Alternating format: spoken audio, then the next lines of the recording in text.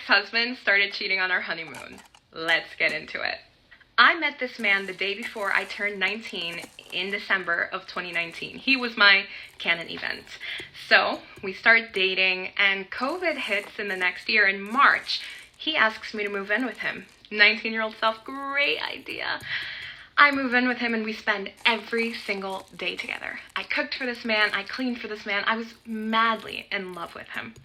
And sure enough, he put a ring on it. July of that year, he proposed to me right before he headed off to school in Cincinnati. So we were doing the long distance engagement, and maybe a month into him there, I get a phone call. I miss you. I can't live without you. I'm eating a can of beans every day. Can we please move up the wedding? Yes, absolutely. Again, 19-year-old me. So we move up the wedding to December of that year. And what did we have? A beautiful little COVID wedding in my parents' basement. Oh, it's just Vogue quality, really. And so we honeymooned in Cancun. And our first night of the honeymoon was New Year's Eve. And what do we do that night? Yeah, I'm tired. We're done. Well, he wasn't. He then proceeds to take photos and videos of me and run off to the bathroom and send them to a 55-year-old woman from our church. Who was this woman, you might ask? She's a woman who steamed the veil for my wedding, who wanted so badly to throw me a bridal shower, who wanted to be involved in every single wedding event from us. She was so happy for us. I mean, so happy for us. So happy that she apparently wanted him. And they proceeded to have a 3-month-long online relationship of videos, photos, anything. I mean, that was January, February, March. I found out April of that year. Why did I find out? Because she had a complete file of printed evidence, printed photos of my ex that she decided to give to the pastor so that she could, in good conscience, come clean. Pastor told him that he had 24 hours to come clean to me. So that night, he came white as a ghost, shaking. I have something to tell you. What is it? What happened? What's wrong? I sent photos to another woman. That's all I got before I melted down, ran to the bathroom. I mean, my world was crashing. I was 20 at this point, newly married, and thinking, oh my gosh, I am going to be divorced at 20. I was appalled. I was so embarrassed. And I didn't even know the half of it. The next day, he goes off to school for the whole day, and the pastor calls me to check in, make sure that he had gotten everything off of his chest. And that's where I found out everything. Pastor calls me and basically explains to me most of what I said in the last video, how he was sending naked photos of me and videos of me on our honeymoon night to this 55-year-old woman. That's what started their 3-month relationship. And basically when he ended things with her, that's when she freaked out, told one of her best friends, and started printing all of the photos of my ex and submitted them to the pastor.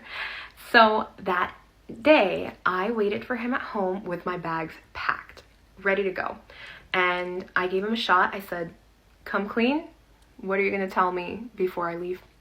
He addressed a couple of the red flags that we had while we were dating, one of them being his birthday.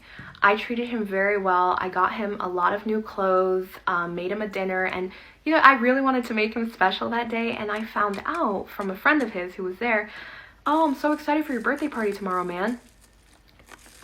What birthday? What birthday party? Oh, I'm having a party tomorrow. Oh, cool. What time? Well, I'm just gonna keep it to my friends. So yeah, I don't really want you to come. I don't go where I'm not wanted. So I did not go. We didn't talk at all that week because I thought, okay, if you don't want me there, you don't want me.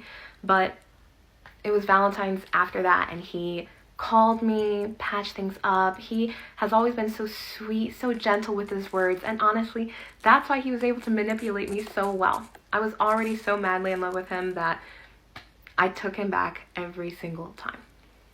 But whole point of that birthday party, yeah, he was sleeping with someone else that night. So yeah, I definitely would have killed the vibe if I would have gone. But he confesses that to me, and he confesses some other minor lustful issues that he had the whole time that we were dating. But regardless, I went to Michigan, tried to clear my head, and his parents sat me down, begged me to stay with him. I mean, pleaded with me. He's a good man. He made a mistake. You don't want to be divorced at 20. And they were right. I did not want to be divorced at 20. I was so embarrassed by everything that I said, you know what? I'm going to give this a shot, because if this goes down, it will not be because of me. That summer, we go to Michigan to spend time with family, and I get a full-time job to support us because he's a musician. And I asked him to get a job. He said, okay, I can do that. May, no job. June, no job. July, no job. August, he scored. He got a job at Sherwin-Williams for 1 week. 1 week. And after that, we moved back to Cincinnati for his last year of his master's program. I gave it a fresh start. I said, you know what? Summer was awful. Fought through the whole thing, but I said, you know what? Fresh start. You're in school. I'm going to work full time. We're going to make this work, you know? And he treated me really, really well that fall semester. I mean, it was my birthday. He tried to make me feel special. And then that winter semester, again, things are going well, and he ends up auditioning to be in the President's Own United States Marine Band. He won the audition, and we were moving to Washington, D.C. for him to work in the White House and play his dream job. I was so thrilled, because in that job, you cannot cheat. As a Marine, if you are a cheater, you can be dishonorably discharged. And why would you want to lose a job where you're earning a salary, vacation time, health benefits, 401k, everything as a musician? Musically, it's one of the best jobs that you can get, one of the best job security that you can get. And so I had peace. I thought, this is now January, February of 2022. So this is entering the second year of our marriage. I thought, I'm safe. He's not going to cheat again. He's not going to mess this up. I was wrong. We're now moving to Washington, D.C. because he got a job with the President's Own United States Marine Band. You cannot cheat in that job. You threaten losing your job. So I thought, great. There's no way he's going to jeopardize that. I can stay with him. I'm going to be safe. We can work on anything. And he was graduating with his master's that spring, right before we went to D.C., so I threw him a big going away party. 2 a.m., my two best friends are also at this party, and they run in, Melissa, go get your man. Why? There's a girl all over him, talking, chatting, rubbing him, laughing. I'm like, oh. I run outside. And I'd seen this girl before. I'd actually asked him not to speak with her anymore, not to be friends with her anymore, a couple weeks prior. She came over to our house with another mutual friend of ours, and she came in, Brent, oh my gosh, so good to see you. Melissa, so good to finally meet you. Finally. Who are you? Turns out she and my ex had been friends the entire year of school. They'd gone out in groups together, they'd hung out, and from what I saw, they were pretty close. Now, I never had any issues with her personally. She was a sweet girl, and you know what? Maybe we could have been friends. She had good intentions. However, I knew my ex, and he did not. So I had asked him not to be friends with her anymore. This was a boundary that we had set very early on in our marriage because of some infidelities that he had while we were dating. Obviously because of what he did on the honeymoon, because he just had no boundaries when it came to female friends, with how close he would get to them, how emotionally involved he would get with them, and he would just embarrass me, honestly. And so the boundary we had set, I asked him to respect it. He said, absolutely, I can do that. 2 a.m., this party, I'm running out, and she's all over him. I lost my mind. Brent, come inside. Can I talk to you? Can I pull you for a chat? I lost my mind on him. I was like, I can't believe this. I already asked you respectfully. I already asked you nicely. no, you're being insecure, like this is the last time I could have seen her, like we're moving away, you know, and honestly, like her family lives near DC, maybe we can go hang out with her more, this and that. No, no, no, I asked nice, I'm asking twice. Why is this still a conversation? And I basically gave him the ultimatum that night. I said, if you speak with her again, if you hang out with her again, if you're Facebook friends with her, we're done. Because I'm not gonna let you do this to me again. I'm not gonna let you gaslight me saying it's nothing, it's just a friend, this and that. Later on, when we did separate, he fully admitted to me he had every intention of sleeping with her and wished that he would have. So I wasn't that crazy. Anyway, we moved to DC, and the first 3 months are a lot of work for me. I'm working 40 hours a week, and then I'm also driving 1 hour there and 1 hour back. Busy, busy, busy. He was not working as much. Yes, he did have a job. However, it was like probationary training period. So he was home every single day for like 3 months. So I'm busy, busy, busy. He's barely doing anything. I just remember he was very, very quiet, very, very depressed that season. And I just felt like things were really off between us, you know, and then he decided to go for a tour an entire month with this Marine band.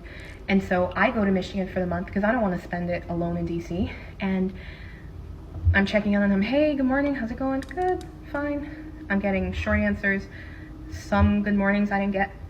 Most good nights I did not get. It was almost impossible to hear from him after a concert. Because, oh, I'm going out with the guys from the band. Oh, I'm going out doing this. I'm busy, busy, busy. You know what? I said, all right, well, when he picks me up in November, we'll fix it. We'll talk about it. We'll be fine. Picks me up in November. We're on the drive from Michigan back to DC, 10 hours. We're about halfway in Pennsylvania when his maps turn off on the phone. Hey, babe, can you fix that? Yeah. Grab the phone, fix it. What else can I find? So I'm looking through the chats. I'm looking through the photos. First of all, I'm seeing a photo of him on the beach in a bathing suit. Yeah, you were busy, man. You were busy, busy. Anyway, I go to Messenger, and I see that the entire month, usually after concerts, late at night, 1 in the morning, 2 in the morning, who's he checking in on? This girl from Cincinnati. Hey, I miss you. How are you? Just want to see how things were. Yeah, it's been so long, this and that. It was never her initiating either. Like I said, from the beginning, we could have been good friends, could have had a connection because I did like her, but it was my ex who I knew had ill intentions with the connection he had with her. I blew up, literally grabbed the steering wheel and pulled us over because I'm like, there's no way you're doing this to me again. He's screaming. He's like, what are you doing? What are you? I'm like, what are you doing? What are you doing? Again, I threatened you with divorce and you're totally fine. You're totally fine with this? You see no problem with this? He's white. I'm sorry, I just, and I'm like, take me back to Michigan. I'm done. No, please, let me get us back. We'll talk about this in the morning. I have work, you have work. I don't care, take me back. He finally begged and convinced me to take us back. He took us back. I go straight back into my work week. He goes back into his, and, you know, he starts the song, let's do therapy, let's do counseling, this and that. And I'm still like, I don't really know. So finally, he knew that I really, really wanted a baby grand piano. So he goes, all right, well, we'll get you this baby grand piano if we can fix things. We're now entering our 3rd year of marriage, and he was doing the counseling, he was doing the therapy, and I thought he was getting much better. August of that year, he had a really important solo with the Marine band. So my parents came down from Michigan to visit and watch him play. I'm cleaning our house the day before. I don't get to bed till around 3 in the morning, but when I get there, my ex is asleep with his phone right next to his hand. That was completely out of character for him. He would always set it on his nightstand. So I grab the phone and I go through it. I reached recently deleted messages where I recovered a conversation of 300 texts. I scroll to the top, and it's the same girl from Cincinnati that he was checking in with. I miss you. How are you? I'm so sorry I've been MIA. My wife won't let me talk to you. She's so insecure. She's so jealous of you. Oh, and she's going, oh no, I'm so sorry to hear that. Did I do anything? Are you even safe? Are you okay? I am sitting next to him reading all these messages, and I'm fuming. I could believe it, didn't want to believe it. And I ended up not saying a thing. I let my parents get there in the morning. I picked them up like nothing was wrong. I let him have his concert. I let him have his solo and his special moment because I still had so much respect for him somehow. That night, my parents go to bed. It's around 11 o'clock. I come into our room and I'm like, get in the car. We got to chat. He's well bundled up on the covers. I'm like, huh? What? I said, get in the car. We need to talk. He gets in the car, confused, bewildered, and frightened. I drive to a nearby parking lot and bar for bar, I start reciting the messages that he was saying between him and this girl. I wish I was with someone as easygoing as you. I really miss you. I want you in my life. Can I see you soon? And they had been trying to conduct this plan where she was going to come into DC and he was going to tell me, yeah, I'm working at the White House all day, so that they could go out to lunch. She could watch a rehearsal of his, or even meet up after a concert at a late night. And I read all of this out in front of him because I'm psycho and I memorized the messages. And he's just sitting there shaking, white. And I said, it's over. It's over. You're moving into the office. We're done. I'm going to finish out this visit with my parents and then we're going to get started. So, and he would always just apologize profusely. I can't believe I did that. That was so stupid. I'm so sorry. Same song every time. So I go on the weekend trip with my parents and I get back and he did not want to move into the office. He was like, please give me one more chance. And I think he slept in the office for 2 hours before he decided to just roll off the bed and fall onto the floor really loud, groaning, oh, I hurt my ankle. And so I walk into the office and I'm like, I'm not going to sleep through this. Please don't do this. Please don't do this. So we chat that week and I told him that he had 1 year to fix his life because, again, I didn't want to go. I was very comfortable with the position that I had with work, the position that he had with work, the lives that we had built. It was a really, really picture perfect type life. And I had gotten so accustomed to things just being so poor between us that the romance, the relationship aspect, I didn't care about it anymore. I just wanted a nice life. And that's what I had. So I gave him the year, and let me tell you, he really put on the show for me. Going to church every week, volunteering at church, taking me out on dates again, made my birthday really big, gifting me more and more things.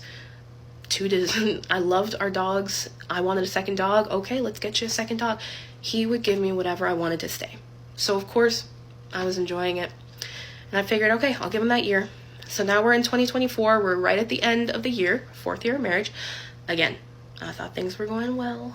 And to celebrate that we were getting to the year and he was doing all the right things, Bible studies, and just acting like a husband, he decided to take me to Cancun. We go to Cancun, a wonderful week there. On the last day of my trip, I was roofied by a bartender. So he walks me back to our room and I start vomiting all over the room. The bed, the nightstands, the TV. I mean, it looked like an absolute crime scene in there. I am not a vomiter. I hold myself pretty well if I am drinking. So that was also out of character for me too.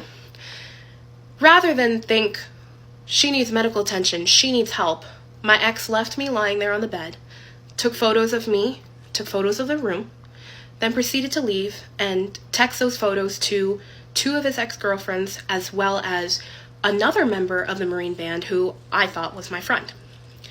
He then complains, she's drinking to escape me, my marriage is over, she hates me. Valid, but not that. Not that. I was always trying to make it work with him. So we get back from that trip and I realized I had been roofied. I go to the hospital and he felt so bad. Because apparently he admitted to me that his intentions for that night to go find someone on the hotel and cheat on me. So no one wanted him. So that's cool.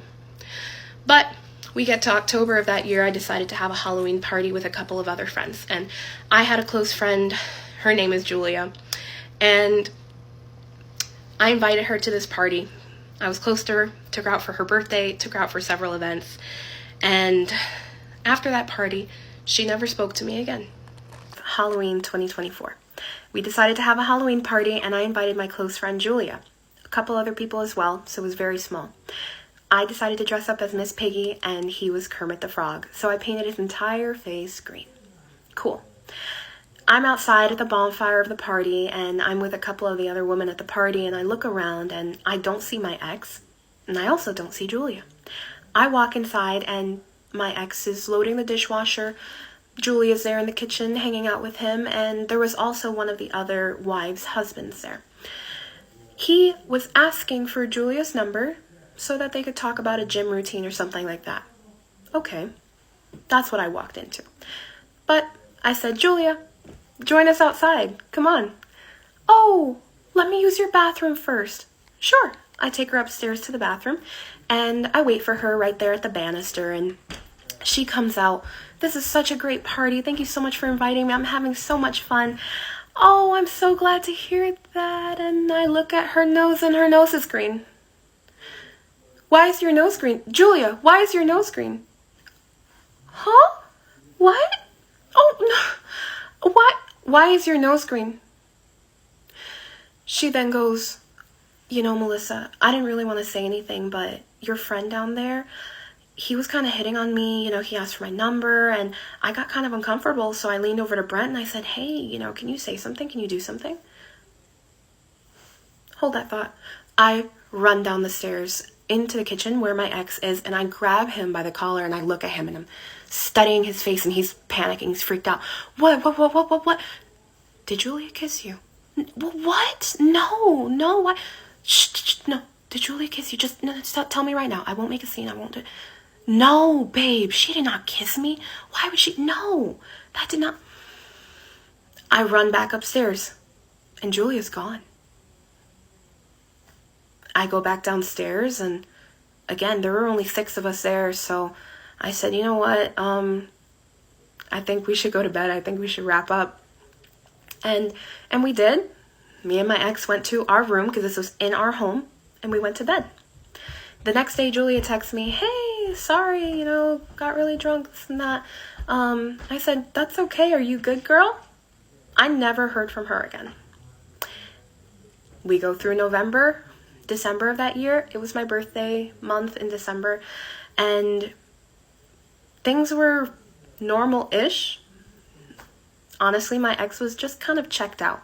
I had no idea about anything that had occurred in Cancun with him wanting to already go out and cheat on me, so I just thought things are just a little off. My health had been progressively getting worse throughout the years that we were together. I have PCOS, which is a hormone imbalance, and like I said, it was taking a big toll on me, so I was starting to really focus on my health towards the end of the year. New Year's Eve, I decided to invite one of my close friends from New York to join us, and funny enough, my ex never really liked this friend, but he was so excited that she was coming in for New Year's Eve. I thought, great, we're turning a leaf where he doesn't hate my friends. And he drops me and my friend off at a New Year's Eve party and goes to look for parking, because this party was in DC proper, so you have to look for street parking. He comes back maybe 40 minutes later, and I didn't think too much of it at the time because everyone's just partying, having fun.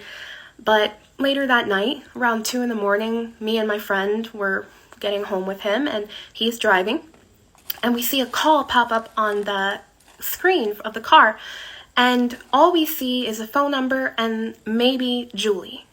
He shuts off the car instantly, and my friend immediately goes to bat. Who is that? Who is that? Who's Julie? Who's that? I look at him and I said, hand me your phone. And I swear to you, in the 2 seconds that it took him to shut off the car, he went to the phone and he deleted the call. I thought I was going insane. I thought I was going crazy. And I grilled him that night, and he just, no, babe, you must have been drunk. I don't know what you saw. Must have been a spam call. I don't know. There's nothing I could do about it. And like I said, my health was getting so much worse that I was really starting to focus on myself now. When I say focus on myself, I mean not waking up at the crack of dawn to make him breakfast, not taking him all these lunches and doing all of these nice, sweet things that I would always do for him throughout our entire marriage. I started focusing on your extra time going to the gym, getting a fitness coach, making meals that are really healthy and good for me. So January of this year, February of this year, March of this year, I was very, very, very focused on myself. It was great. April of this year, we go to my cousin's wedding out in Georgia. That is going to be its own part. Okay, this is a TMI story time, so if you're not ready for the TMI, keep scrolling. And this is for the girls only, by the way. Okay, so now that the girlies are here, I need to tell y'all the story time because I need to rant because I'm feeling insane right now. So I'm going to keep this long story short. So long story short, I've been talking to this guy. We've been talking for over a month, whatever. I've known him for years, but we just started talking in that way recently, the past month. So I decided to bring up this conversation with him because the conversation was the last time that we were together, I asked him to eat and he was hesitant about it. He acted like he was scared. I don't know. He was acting weird. So the Gemini that I am, I decided to bring it up out of nowhere. And he explained to me how he was like, oh, I don't really do that with people that I'm not really comfortable with like that. Like I have to really be fucking with you, whatever. Keep in mind, I'm thinking like, bitch, you don't fuck with me? Like the fuck? But he was just explaining himself, whatever. And he ends up saying like, oh, but now that you say that, I want to try it like with you. Like I want to do that. And I was like, when? He was like, right now. So in my mind, I'm thinking right now, okay, well, it's nothing but a word, but okay. So long story short, we get done doing the do. And, I go to the bathroom because as we know, as women, we have to go pee after whatever the case may be. So I go pee, I come out, he goes into the bathroom, we trade places, whatever. I see my underwear on the ground on full display. I mean, fully open, like fully on display, y'all. I'm looking at it and I see that I was spotting. I did just finish my period. My period ended like 2 days ago, but sometimes I spot after that, whatever. We fucking know, we're girls, whatever. But in my mind, I'm like, oh my fucking God. This man basically just ate cat for the first time for me. Like, not for the first time, but like, he doesn't really do that, which is, first of all, that's weird as fuck. I feel like we're grown as fuck. The fact that you don't really eat cat, like, bitch, you're weird. Like, we're grown as fuck. Like, that's part of sex. Like, what are we doing? But in my mind, I'm like, oh my fucking God. Like, my underwear is on full display. I was spotting. This is this man's first time, like, really just, like, eating cat like that, right? So I immediately start feeling some type of way, which, first of all, I shouldn't be feeling some type of way because I'm a woman. Women, we have shit like that. Sorry, not sorry. We spot, we have discharge, all the things, okay, whatever. But at the same time, even in my grown-ass age, I'm like, oh my fucking God. Like, I basically turned this man out and I'm in the bathroom. He's staring at my underwear thinking like, what the fuck is wrong with this bitch? But the whole time I'm just spotting because I just ended my period. So he comes out the bathroom and I'm immediately trying to explain. I'm like, oh, like, oh my God, I was spotting. I didn't even know. And he was trying to act cool about it. He was like, oh, I didn't taste it, whatever. So I'm like, oh my God, okay, thank God. I'm like basically trying to gauge, if he saw it, if he didn't, if he felt some type of way, whatever. And he acted like he was cool. And then all of a sudden he was like, yeah, but like, I gotta go because of, X, Y, and Z. So as soon as he was like, oh, I gotta go, I immediately was like, bro, are you about to leave because of what happened? Like, what, it's like, don't be fucking weird. Like, we're grown as fuck. But like, it's the fact that he like, I don't want to say he made up an excuse because it was valid, but at the same time, I just felt like it was very fishy that it was right after. And I feel like he saw it. And I'm just like, oh my God, like being a woman is amazing. I would hate being a man. I would literally want to walk in oncoming traffic if I was a man. But at the same time, it's just like, fuck. Like, there's so much shit that goes on with us that it's really hard to explain. And if a man is not in tune with women, he would have no idea. And so now I'm feeling some type of way because it's like, oh my God, like, was he not in tune? Like, does he not know? Like, is he feeling weird about it? Like, what the I'm just laughing at myself because it's just like the fact that you basically turn this man out. This man was basically like, I'm going to try it for you. And then as soon as you try it, now he look at your underwear and you spot it. Like, bitch.